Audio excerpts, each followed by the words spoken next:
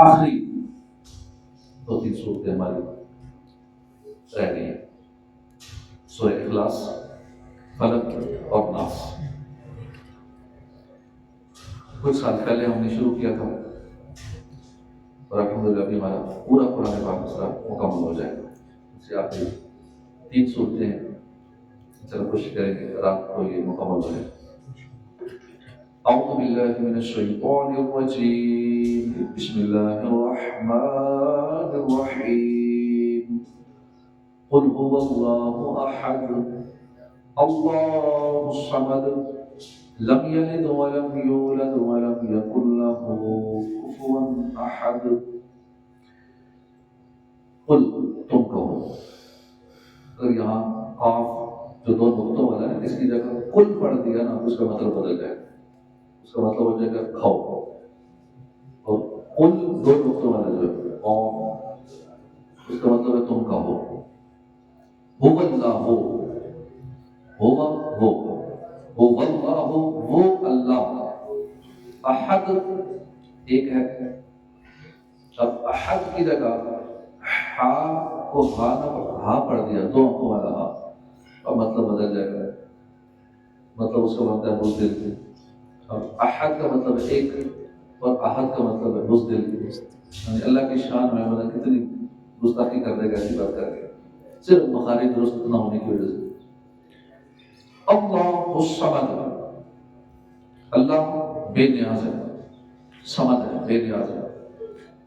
لم یلد، اس نے کسی کو جنم نہ دیا، ولم یولد، اور نہ وہ کسی سے پیدا ہوا، ولم یکن لہ، اور نہیں ہے لہو اس کے لیے، کفوا برابر، احد کوئی بھی اس کے برابر نہیں ہے۔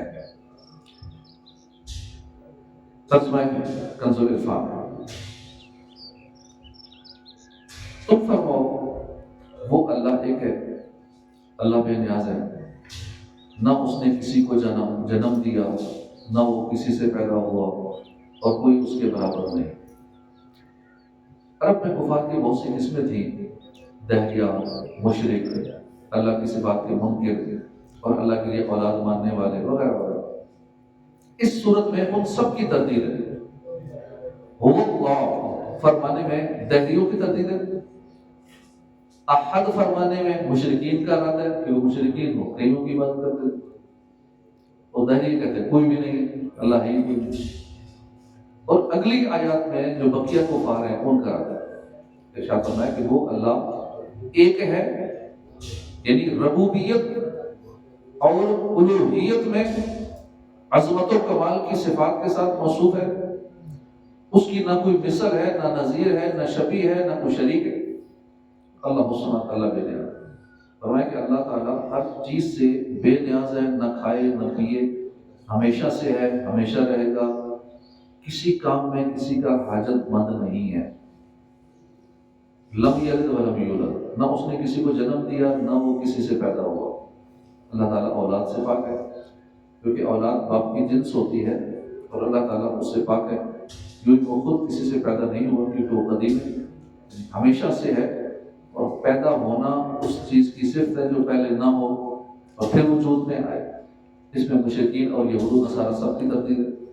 مشرکین فرشتوں کو اللہ کی لڑکیاں کہتے تھے، یہودی عزیر علیہ السلام کو، جو کہ عیسائی عیسیٰ علیہ السلام کو خدا کا بیٹا مانتے تھے۔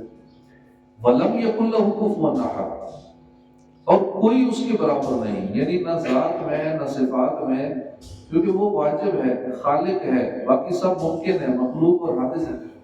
اس کی صفات ذاتی، قدیم، غیر محدود ہیں، جبکہ مخلوق کی صفات یہ عطائی ہیں، حادث ہیں اور محدود ہیں۔ مخلوق کی صفات لمیٹڈ ہے۔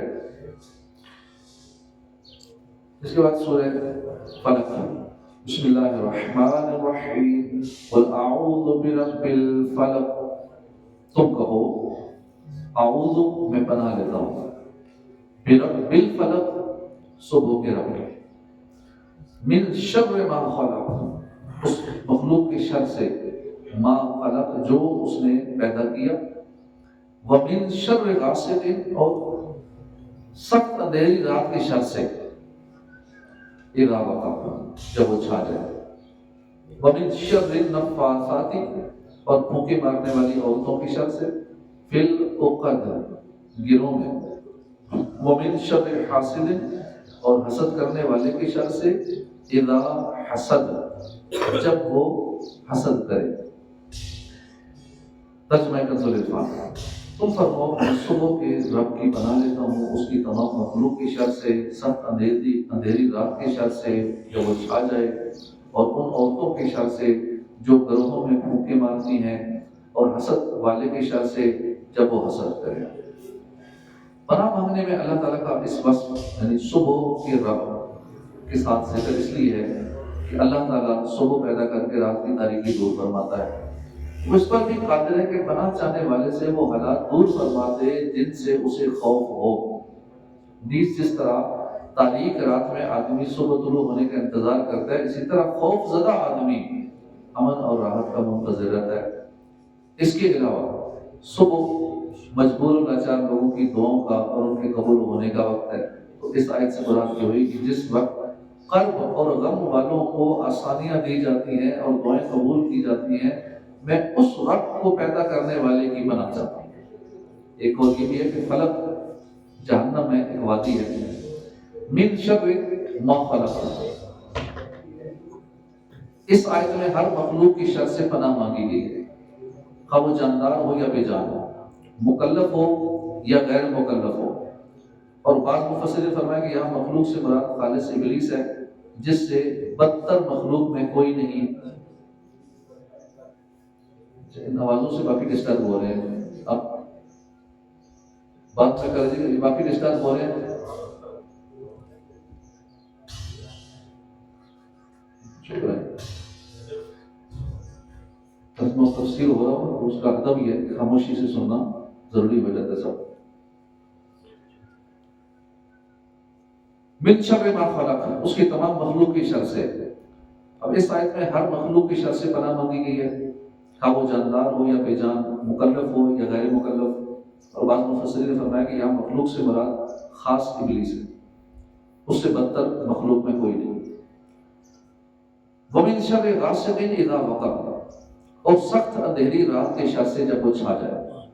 حضرت عائشہ صدیقہ رضی اللہ عنہا سے مروی ہے کہ رسول کریم صلی اللہ علیہ وسلم نے چاند کی طرف نظر کر کے ان سے فرمایا کہ عائشہ اس کی شر سے اللہ کی پناہ، جب ڈوب جائے، یہ جب ڈوب جائے تو اندھیرا ہو جاتا ہے۔ اس سے مراد مہینے کی آخری تاریخیں، جب چاند چھپ جاتا ہے تو جادو کے وہ عمل جو بیمار کرنے کے لیے نا وہ اس وقت میں کیے جاتے ہیں۔ یہ جادوگر عموماً چاند کی تاریخوں کے حساب سے وہ اپنے عملیات کرتے ہیں، ایک قبرستان میں جا کے یہ عمل کرتے ہیں، پھر آدھی رات کے بعد یہ عمل کرتے ہیں لوگوں کو نقصان پہنچانے کے لیے، لوگوں کو بیمار کرنے کے لیے۔ وَمِن شَرِّ النَّفَّاثَاتِ فِي الْعُقَدِ، اور عورتوں کے شر سے جو گروہوں میں پھونکے مارتی ہیں، یعنی جادوگر عورتوں کی شر سے پناہ مانگتا ہوں جو ڈوروں پر گرے لگا کے پھونک مارتے ہیں۔ یہ بھی ایک طریقہ ہوتا ہے جادو کرنے کا، گرے لگا کر اس میں جادو کے منتر پڑھ کے پھونکے مارتی ہیں، جیسا کہ نبی کی لڑکیوں نے نبی کریم صلی اللہ علیہ وسلم پر جادو کرنے کے لیے کیا تھا۔ یہ لوگ نہیں مانتے جادو کو، تو یہ جادو تو حضور صلی اللہ علیہ وسلم پر بھی کیا گیا تھا اور اس نے اثر کیا تھا، بعد میں پھر ختم ہوا۔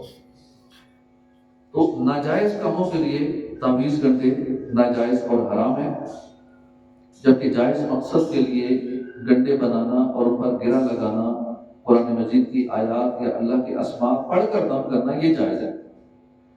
جمہور صحابہ کرام اور تابعین اسی پر ہیں، اور نبی کریم صلی اللہ علیہ وسلم کے عمل مبارک اور ارشاد سے بھی یہ چیز ثابت ہے۔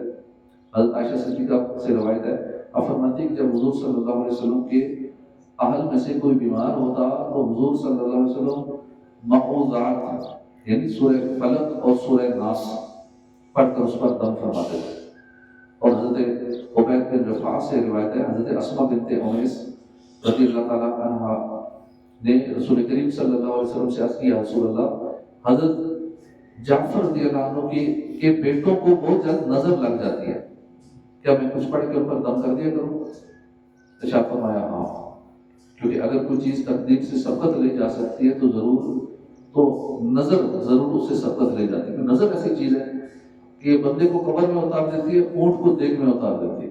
نظر اتنی خطرناک چیز ہے.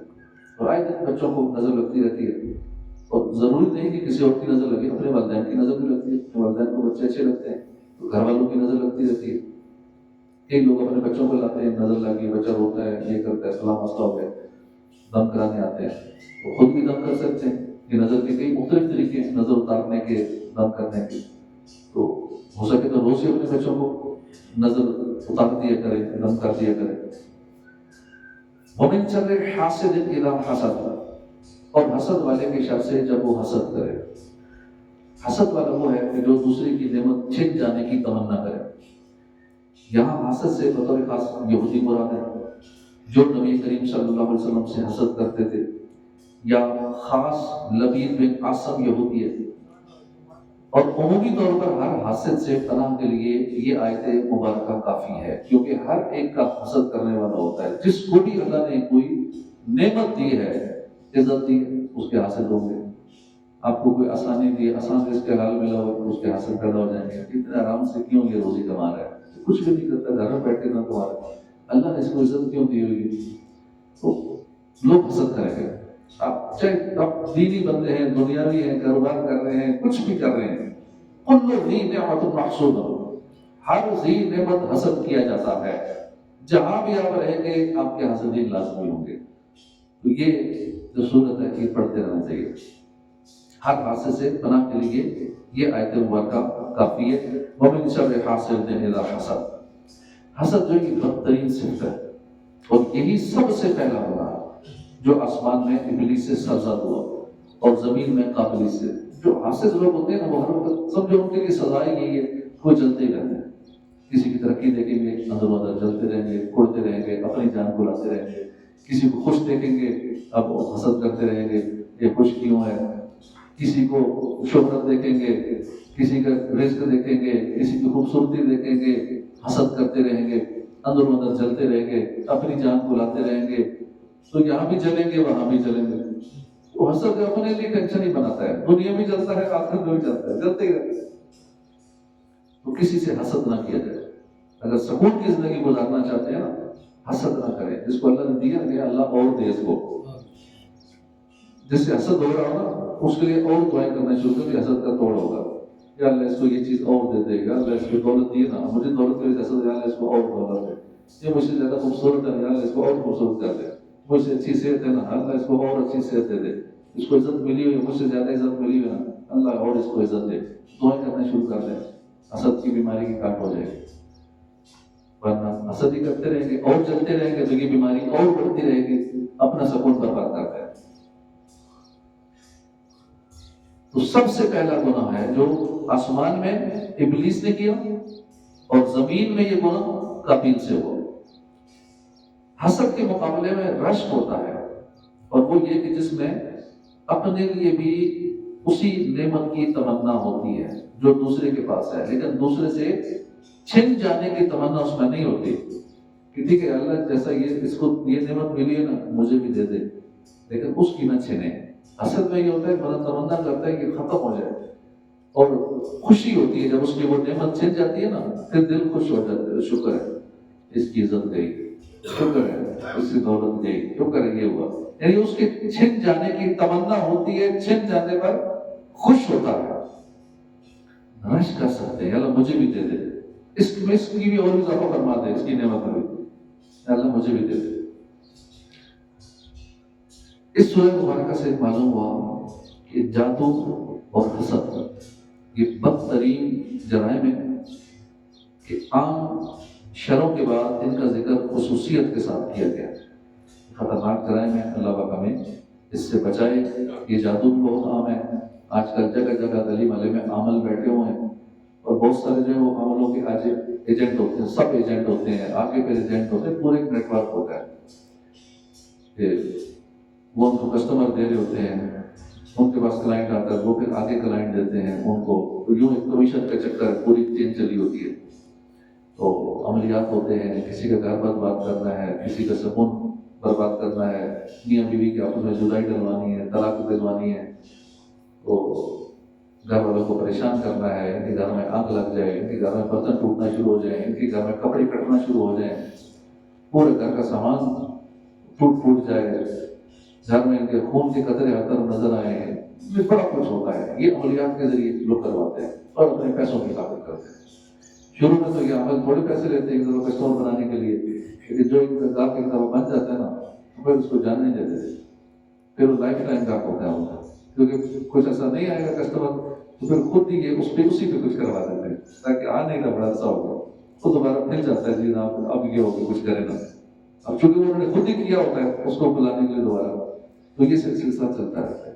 اور خاص کر اس میں خواتین زیادہ انوالو ہیں، جن کو شوہروں سے مسئلہ ہوتا ہے وہ پھر شوہروں سے چھپ کے جاتی ہیں تاکہ اسے پتہ نہ چلے کہ میں کس عامل کے پاس جاتی ہوں، اور وہ عامل پھر خوب لوٹتا ہے کہ تو یہ کر تیرا شوہر قابو آ جائے گا، یہ کر تیری ہر بات مانے گا، یوں کر۔ اب اس چکر میں ویسے ناقص و نقل ہوتی ہے، اب خوب پھر پیسہ بھی لوٹاتی ہیں ان عاملوں کو، اور پھر ایسا پھنستے ہیں کہ وہ لائف ٹائم کے لیے ان کی کسٹمر بن جاتی ہے۔ تو عاملوں سے ہمیشہ بچ کے رہنا ہے اور اپنے گھر والوں کو بچانا ہے۔ یہ تباہی کر دیتے ہیں بندے کی، اور جائز کام کے لیے بھی جائیں گے نا، ایک دفعہ جائیں گے تو پھر چھوڑتے نہیں ہیں، لیکن اپنی جو کوئی کا جن کسی نے قابو کیا ہوتا ہے کسی کے پاس ہے، اس ایک نے پھر آگے بہت سارے سب ایجنٹ بنائے ہوتے ہیں، سب عامل بنائے ہوتے ہیں، وہ عامل نہیں ہوتے، وہ عامل کے ایجنٹ ہوتے ہیں آگے، تو پھر اپنا کمیشن دیتا ہے، وہ بھی اوپر دینا ہوتا ہے، پورے نیٹ ورک ہوتا ہے۔ اللہ محفوظ فرمائے، اپنی نمازوں کی پابندی رکھیں، اوراد و وظائف کی پابندی رکھیں، اپنا حساب بنائیں تو انشاءاللہ کچھ نہیں ہوگا۔ کسی پیر کامل کے اگر مرید نہیں ہیں تو کسی مرید ہو جائیں، میرے سنت کے مرید ہو جائیں، وہ صفات کے کاموں سے وابستہ ہو جائیں، شجرہ پڑھیں، وظائف پڑھیں، اللہ رحم کرے گا، انشاءاللہ کچھ بھی نہیں ہوگا۔ اور علینا الا البلاغ۔